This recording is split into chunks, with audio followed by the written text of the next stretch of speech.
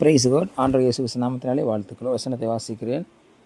வெளிப்படுத்தல் 2ஆம் அதிகாரம் வசனம் 20. இதோ வாசற்படியில் நின்று தட்டுகிறேன். ஒருவன் என் சத்தத்தை கேட்டு கதவை திறந்தால் அவனிடத்தில் நான் பிரவேசித்து அவனோடு கூட போஜனம் பண்ணுவேன், அவனும் என்னோடு கூட போஜனம் பண்ணுவான். இந்த வசனம் அநேக இடங்களிலே ரட்சிக்கப்படாத மக்களிடத்தில் சுவிசேஷ பிரசங்கம் பண்ணுற இடத்துல இந்த வார்த்தைகள் சொல்லி பிரசங்கம் பண்ணிவிடுவதை நான் பார்த்துருக்குறோம். நானும் அதிகமான இடத்துல பேசியிருக்கிறேன். ஆனால் இங்கே கர்த்தருடைய வார்த்தை சொல்லப்பட்ட இடம் எதுவென்று சொன்னால் லவோதிக்கேயா சபைக்கு சொல்லப்பட்ட கர்த்தருடைய வார்த்தையாக இருக்கிறது. லவோதிக்கேயா சபை அங்கே இருக்கிற மக்களுக்கு தேவதூதன் மூலமாக தூதன் மூலமாக தேவன் கொடுக்கிற ஒரு எச்சரிப்பின் வார்த்தை தான் இந்த வார்த்தையாக இருக்கிறது. இந்த வார்த்தை வெளியிலே உள்ள ரட்சிக்கப்படாத பிரஜாதிகளுக்காக சொல்கிற வார்த்தை அல்ல, சபைக்குள்ளே சொல்லப்படுகிற வார்த்தை, சபைக்குள்ளே சொல்லப்பட்ட வார்த்தை தான் இந்த வார்த்தையாக இருக்கிறது.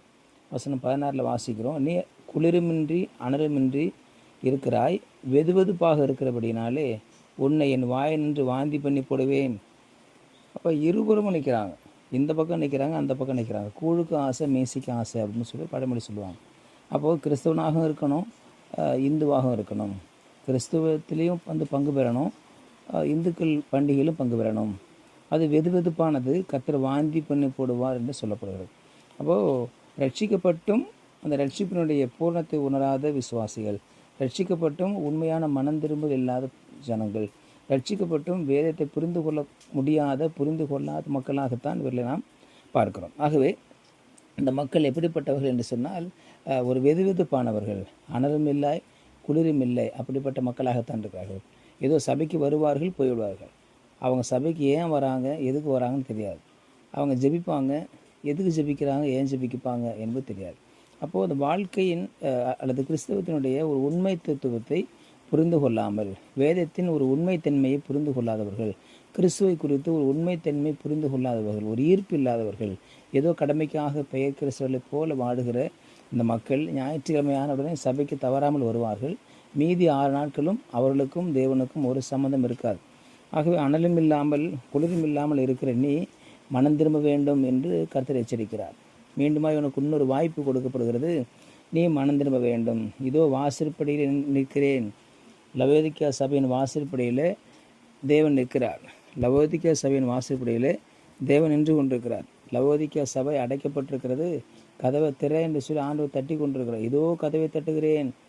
ரட்சிக்கப்படாத ஒரு வீட்டின் கதவு அல்ல, திருச்சபையின் கதவு, லவோதிக்கேயா சபையின் கதவை கர்த்தர் தட்டி கொண்டிருக்கிறார். சபை மக்களோ தேவனுக்கு விரோதமாக, தேவனுடைய வார்த்தைக்கு விரோதமாக செயல்பட்டு கொண்டிருக்கிறார். அப்போது சரிப்படுத்த பண்ண வேண்டியது எங்கன்னா சபை மக்கள், விசுவாச மக்கள். மனம் திரும்ப வேண்டியது யார்? விசுவாச மக்கள், கிறிஸ்தவ மக்கள். கிறிஸ்தவத்தின் பெயரை வைத்துக்கொண்டு மனம் திரும்ப வேண்டும். இன்றைக்கி அநேக பேரை வச்சுருக்கிறாங்க, கிறிஸ்தவ பேர் வச்சுருக்காங்க. கிறிஸ்தவ பேரெல்லாம் வைத்திருக்கிறெல்லாம் கிறிஸ்தவர்கள் அல்ல. அனலும் இல்லாமல் குளிரும் இல்லாமல் வாழ்கிற வாழ்க்கை அநேகர் வாழ்ந்து கொண்டிருக்கிறார்கள். ஆகவே இப்படிப்பட்டவர் மனம் திரும்ப வேண்டும் என்று ஆண்டவர் வாய்ப்பு கொடுக்கிறார்.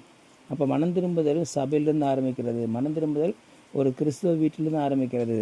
மனம் திரும்புதல் ஒரு கிறிஸ்துவனுடைய உள்ளத்திலிருந்து ஆரம்பிக்கிறதாக இருக்கிறதுன்னு சொல்வார். மனம் திரும்புதல் அவசியம். ஆகவே சபை மனம் திரும்பாமல் பிரஜாதியார் மனம் திரும்ப முடியாது. சபை ஒழுக்கமாக இல்லாமல் மற்ற ஒழுக்கத்தை பற்றி நம்ம கேள்வி கேட்க முடியாது. சபை கர்த்தருக்கு பயப்படாமல் மற்றவங்க யாரும் பயப்படணும்னு சொல்ல முடியாது. ஆகவே தேவன் தம்முடைய சபையை முதலாவது பரிசுத்தப்படுத்த விரும்புகிறார், சபையை முதலாவது சீர்படுத்த விரும்புகிறார்.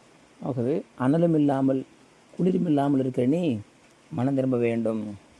நீ தேவனிடத்தில் உண்மையாய் மனம் திரும்ப வேண்டும், உண்மையாய் தேவனிடத்தில் நீ வர வேண்டும் என்று சொல்லி கர்த்தருடைய வார்த்தையை எச்சரிக்கிறதை நான் பார்க்கிறோம். இன்றைக்கு திருச்சபையில் காணப்படுகிற மக்கள் உண்மையான மனம் திரும்பலுக்கு நேராக கடந்து வர வேண்டும், உண்மையான மனதிற்கு நேராக தாங்கள் ஒப்புக் கொடுக்க வேண்டும்.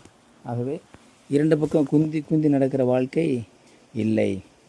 தேவனுக்காக வைராக்கியம். கர்த்தர் தெய்வமானால் கர்த்தரை தொழுது கொள்ளுங்கள், பாகால் தெய்வமானால் பாகாலை தொழுது கொள்ளுங்கள். எலியா வைராக்கியமாக சொன்னார். யார் வேண்டும் உங்களுக்கு? ஏன் குந்தி நடக்கிறீர்கள்? யார் தேவனாக இருக்கிறார்? தேவன் வேண்டும் என்று சொன்னால் தேவனிடத்தில் வாருங்கள், பாகால் தான் வேண்டும் என்று சொன்னால் பாகாலத்தில் போய்விடுங்கள் என்று சொல்லி சவால் விட்டு சொல்கிறார். இன்றைக்கு இந்த நாட்களில் வாழ்ந்து கொண்டிருக்க நமக்கு ஒரு வைராக்கியமான கிறிஸ்துவ வாழ்க்கை தேவை. ஒன்று தேவனை பின்பற்ற வேண்டும், அல்லது தேவனை விற்று விக்கிரகத்தை பின்பற்ற வேண்டும், பிசாசு பின்பற்ற வேண்டும். தேவனையும் பின்பற்றிவிட்டு சினிமாவையும் பின்பற்ற முடியாது, சினிமா தலைவர்களையும் பின்பற்ற முடியாது. ஆகவே தேவன் வேண்டுமென்றால் தேவன் வேண்டாம் என்று சொன்னால் வேறே வழி தெரிந்து கொள்வது தான் ஒரு சரியான வழியாக இருக்கிறது. ஆக தேவனை பின்பற்றுவோம், அவர் நம்மை ஆசீர்வதிப்பார். பிதாவே, நாளுக்காக ஸ்தோத்திரம் பண்ணுகிறோம். இந்த வார்த்தைக்காக நன்றி ஆண்டவரே. நாங்கள் உண்மையை பின்பற்ற கர்த்தர் உதவி செய்யும். இன்னும் மனம் திரும்பாத கிறிஸ்தவர்கள் மனம் திரும்ப கிருபை செய்யும். உங்களுடைய கருத்தை தாழ்த்துவம் பொறுப்படுத்திக் கொள்ளும். இயேசுவின் நாமத்தில் ஜெபிக்கிறேன் நல்ல பிதாவே. ஆமேன், ஆமேன். You will be succeeded.